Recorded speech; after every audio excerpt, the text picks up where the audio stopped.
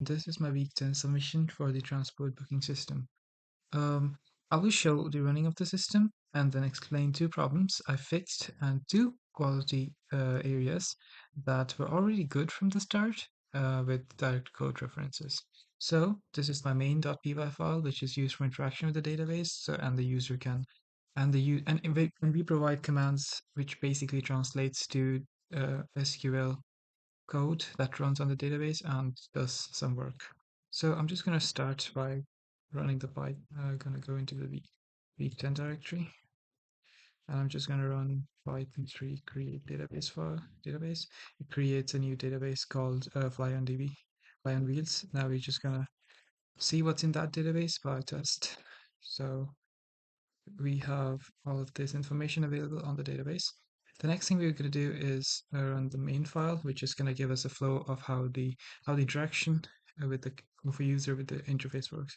So I'm just going to say Python3 main.py, and we get three options that was mentioned in the requirements file. In the requirements, that is, we have to have a login option, a create an account, and an exit option. So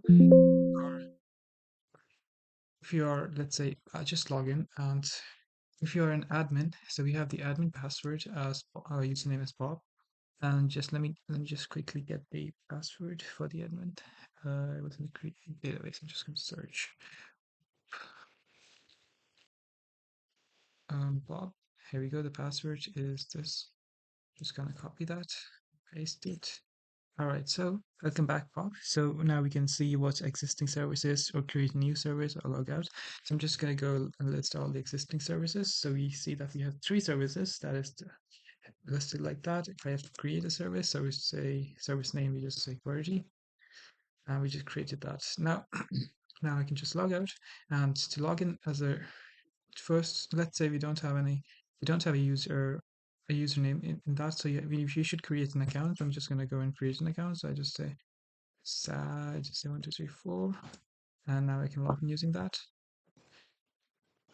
and and now I can just log out and just exit from here. Is to run the test main file to make sure that all that our main function passes all the tests. First thing, sign in as Bob. Second thing, start a new service, and the third thing is sign up as Betty and log in as Betty. Then we're just gonna follow all these steps, and at the end, we're trying to buy 100 tickets through Betty, which should fail because there's not much availability of the tickets. So let me just run this file quickly. Python 3 test main.py. And as you can see, we passed all the tests, which is good.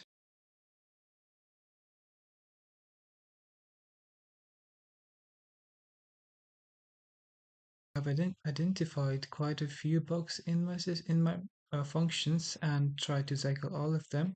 First of all, the first thing that we did was to check if there is an available run that the user is trying to book for. If it's not, just a print thing instead of crashing the whole system. And we give the same type of treatment to other function as well. We have the one for selecting if the input is an integer. If it's not, it's just going to say it's not a valid input. And the third one is that if to check if the entered value is numeric and all the other tests are of the same type. That there was a lot of duplicated logic around the ticket capacity and storage, and I fixed that by extracting reusable functions for seed calculation and seed persistence.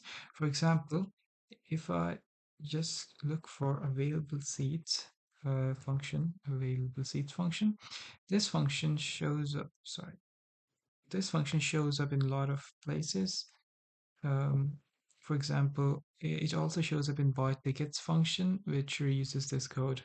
And if I have to say another example, I can just say with the create tickets function, ticket function, it shows up in two places.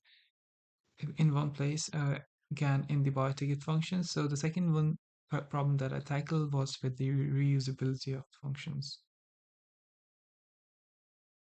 Good quality from the beginning area first.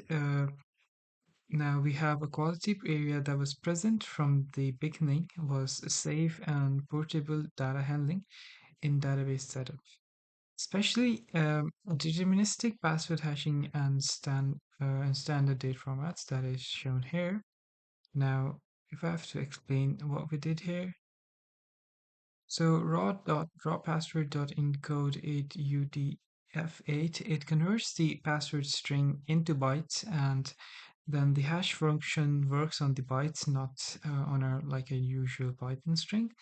Now we have hashlib.sha256. Well, it applies the SHA256 algorithm on this thing, what we have here, and then we have the .hex digest. This converts it into a human readable format instead of bytes.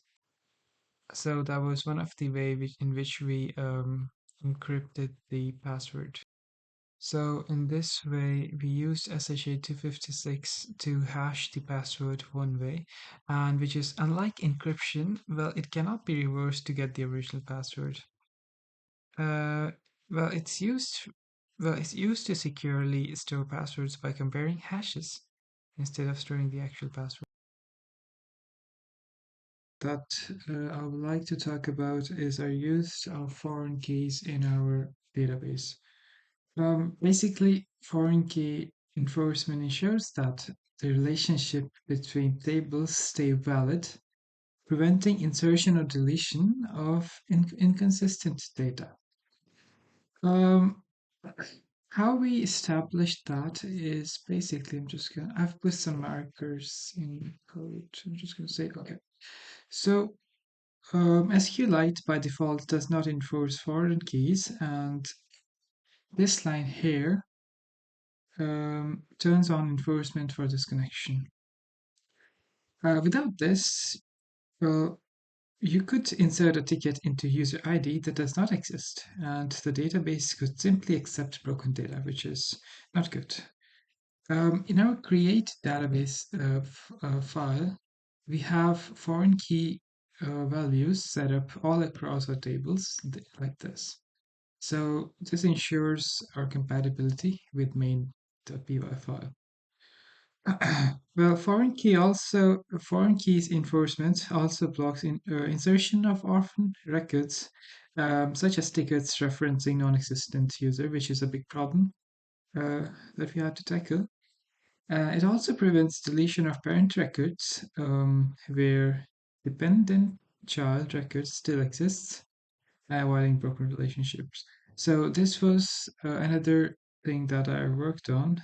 So it also has some logic in our code at um, other parts.